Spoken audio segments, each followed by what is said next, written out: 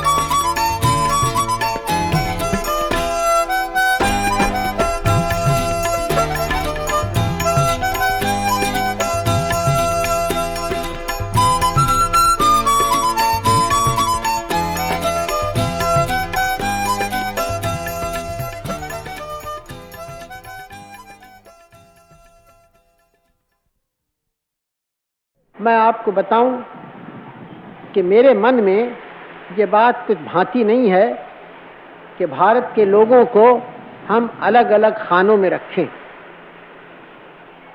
अलग अलग जाति में रखें और अलग अलग खाने जो कानून ने भी बनाए हैं उसमें रखें।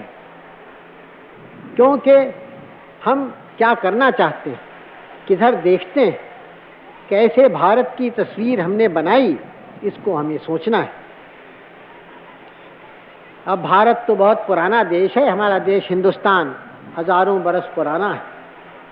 इसकी पुरानी पुरानी प्राचीन कहानियाँ आप सुनते हैं। आजकल रामलीला का समय है और रामलीला में आप रामचंद्र जी की कहानी सुनते हैं। सब देश भर में हजारों बरस हुए, 2000 3000 बरस हुए पुरानी, और भी पुरानी महाभारत है और कितने हमारे पुराने किस्से कहानी बातें जो हुई हमारे देश के इतिहास में, वो हमारे कानों में गूंजती हैं। तो वो तो हमें सब याद रखना है, क्योंकि वो हमारा इतिहास है, आपका, हमारा, हम सबों का। उससे लाभ उठाना है, उससे सबक सीखने हैं। और जो महापुरुष आए हमारे देश में, उसके बाद उनसे भी सीखना है, क्योंकि जो महापुरुष आते हैं उनसे कुछ न कुछ हम हमेशा सीख सकते हैं। और हमारे और आपके ज़माने में, समय में एक बड़े महापुरुष इस देश में फिर आए, महात्मा गांधी। और हम में से बहुत लोगों ने उनको देखा, उनसे सीखा, उनके साथ कुछ काम किया। आप में भी कुछ लोग हों जिन्होंने उनको देखा हो, बहुत ऐसे होंगे कि नहीं देखा।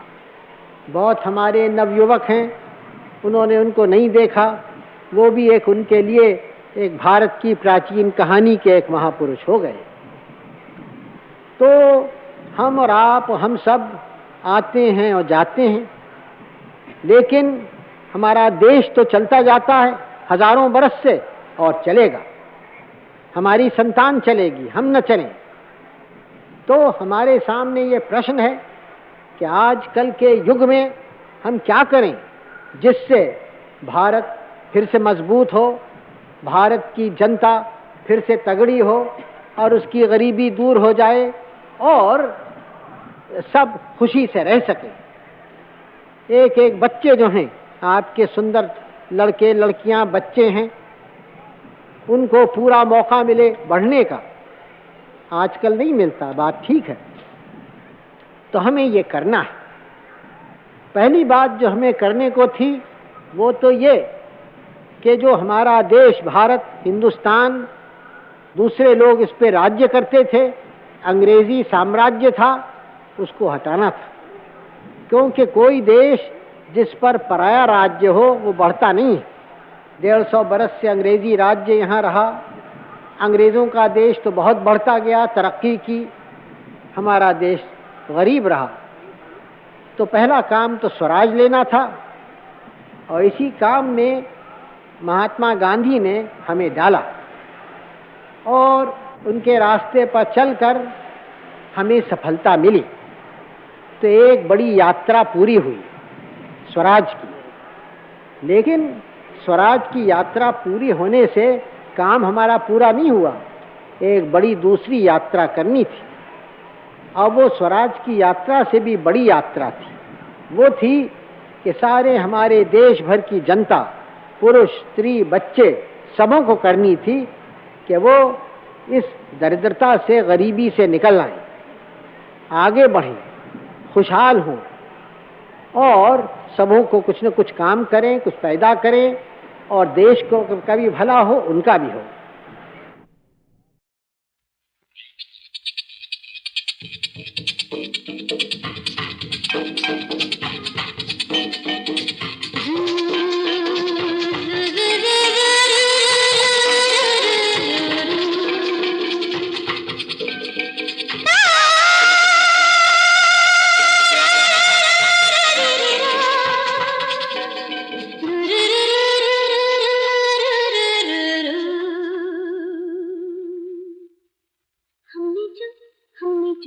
हमने जो तुमको सलाम किया, किया तुमने ना हमसे कलाम किया, किया रहते हो क्यों दूर दूर, अच्छा नहीं ये गुरूर।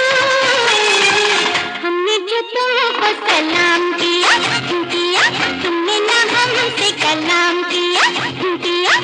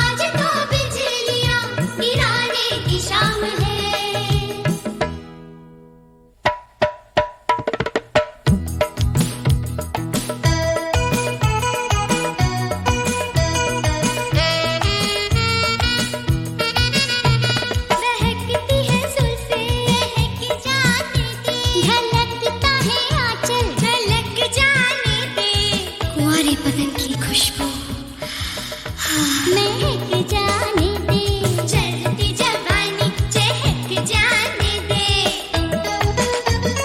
लचके नहीं तो वो क्या है कमर, फिसले नहीं जो वो क्या है नजर। इसको उसको तुझको मुझको सबको खबर है, वाली उम्र है। हाय हाय हाय हाय, आज तो बिजलियां गिराने की शाम है, आज तो बिजलियां गिराने की शाम है।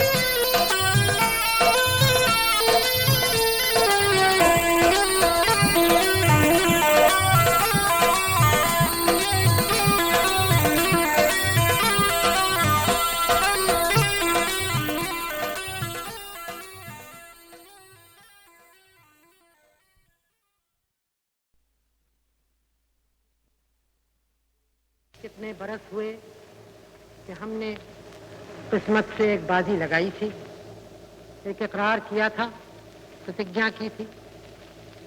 अब वक्त आया कि हम उसको पूरा करें। बिल्कुल पूरी तो शायद अब भी न हो, लेकिन फिर भी एक बड़ी मंजिल पूरी हुई, हम वहां पहुंचे। मुनासिब है कि ऐसे वक्त पहला काम हमारा ये हो कि हम एक पुरानी और एक नई प्रतिज्ञा फिर से हम करें, इकरार करें आइंदा हिंदुस्तान का और हिंदुस्तान के लोगों की खिदमत करने का। चंद मिनट में ये असेंबली एक पूरी तौर से आज़ाद खुद मुख्तार असेंबली होगी और ये असेंबली नुमाइंदगी करेगी एक आज़ाद खुद मुख्तार मुल्क की। चुनाचे इसके ऊपर ज़बरदस्त जिम्मेदारियां आती हैं और अगर हम उन जिम्मेदारियों को पूरी तौर से महसूस न करें तब शायद हम अपना काम पूरी तौर से नहीं कर सकेंगे। इसलिए ये ज़रूरी हो जाता है कि हम ऐसे मौके पर पूरी तौर से सोच समझ के इसका इकरार करें। और जो रेजोल्यूशन प्रस्ताव मैं आपके सामने पेश कर रहा हूँ वो इस इकरार, इस प्रतिज्ञा का है। हमने एक मंजिल पूरी की और इसकी खुशियाँ मनाई जा रही हैं और हमारे दिल में भी खुशी है और किसी कदर गुरूर है और इत्मीनान है। लेकिन ये भी हम जानते हैं कि हिंदुस्तान भर में खुशी नहीं और हमारे दिल में भी रंज के टुकड़े काफ़ी हैं और दिल्ली से बहुत दूर नहीं बड़े बड़े शहर जल रहे हैं, वहाँ की गर्मी यहाँ तक आ रही है। खुशी पूरी तौर से नहीं हो सकती, लेकिन फिर भी हमें इस मौके पर हिम्मत से इन सब बातों का सामना करना है। न हाय हाय करनी है, न परेशान होना है। जब हमारे हाथ में बागडोर आई तो फिर उसको ठीक तौर से गाड़ी को चलाना है। आमतौर से जब मुल्क आज़ाद होते हैं काफ़ी परेशानियों, मुसीबतों, खूरेजी के बाद होते हैं। कुछ काफ़ी ऐसी खूरेजी हमारे मुल्क में भी हुई है और इस ढंग से हुई कि जो बहुत ही तकलीफ देह होती है। फिर भी हम आज़ाद हुए बाअमन तरीक़ों से, शांतिमय तरीक़ों से। और एक अजीब मिसाल हमने दुनिया के सामने रखी। आज़ाद हम हुए, लेकिन आज़ादी के साथ मुसीबतें और बोझे आते हैं। उनको हमें उनका सामना करना है, उनको ओढ़ना है और जो हमने स्वप्न देखा था उसको पूरी तौर से उसको एक असल बनाना है। मुल्क को आज़ाद हमें करना था, मुल्क से गैर हुकूमत को अलग करना था, वो काम पूरा हुआ। लेकिन गैर हुकूमत को अलग करके तो काम पूरा नहीं हुआ जब तक कि एक एक इंसान हिंदुस्तान का आज़ादी की हवा में न रह सके और उसकी तकलीफ़ें दूर न हो और जो मुसीबतें हैं वो हटाई न जाएं। चुनाचे एक बहुत बड़ा हिस्सा हमारे काम का बाकी है और जब तक वो बातें पूरी न हो उस वक्त तक हमारा काम जारी रहेगा। बड़े बड़े सवाल हमारे सामने हैं और उनके तरफ देख के कुछ दिल दहल सा जाता है, लेकिन फिर हिम्मत आती है सोच के कि कितने बड़े सवाल पुराने ज़माने में हमने हल किए, तो क्या हम इन और सवालों से दब जाएंगे?